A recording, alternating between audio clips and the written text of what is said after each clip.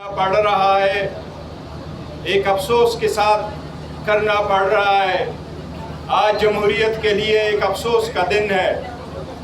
पाकिस्तान तहरीक इंसाफ ने हर मुमकिन कोशिश की कि जमहूरियत चले, ईवान चले, लोगों की हकूक़ की तहफ़्फ़ुज़ हो, अदली आज़ाद हो।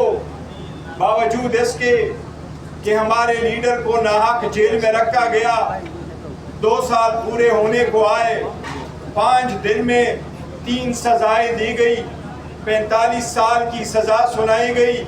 पहली मर्तबा पाकिस्तान की हिस्ट्री में एक हाउस वाइफ को, हमारे लीडर की बीवी को, शरीक हयात को सज़ा दी गई ताकि खान पे प्रेशर पड़े। इस सब चीज़ों के बावजूद हम बढ़ते रहे, सिस्टम का हिस्सा होते रहे, ईमान में रहे, बॉयकॉट नहीं किया, धरना नहीं दिया, ईमान से बाहर असम्बली नहीं लगाई। ये सब कुछ एज अ पॉलिटिकल पार्टी जानते थे।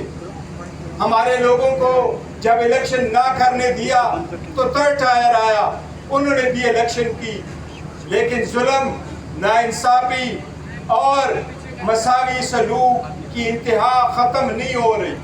आज फैसलाबाद के एंटी टेररिज्म कोर्ट से जो सजाएं सुनाई गई, उसमें हमारे 6 MNAs को सजा दी, उसमें हमारे 3 MPAs को सजा हुई, इसमें हमारे 1 सेनेटर को सजा हुई, हमारे leader of the opposition Umar Ayub Khan साहब को सजा हुई, हमारे सुन्नी इत्तेहाद काउंसिल के चेयरमैन हामिद रजा साहब को सजा हुई, इसमें हमारे पार्लियामेंट्री लीडर जरताज गुल साहिबा को सजा हुई, इसमें हमारे रीजनल प्रेसिडेंट राय हसन नवाज को सजा हुई, इसमें हमारे opposition leader in the senate Shibli Faraz साहब को सजा हुई।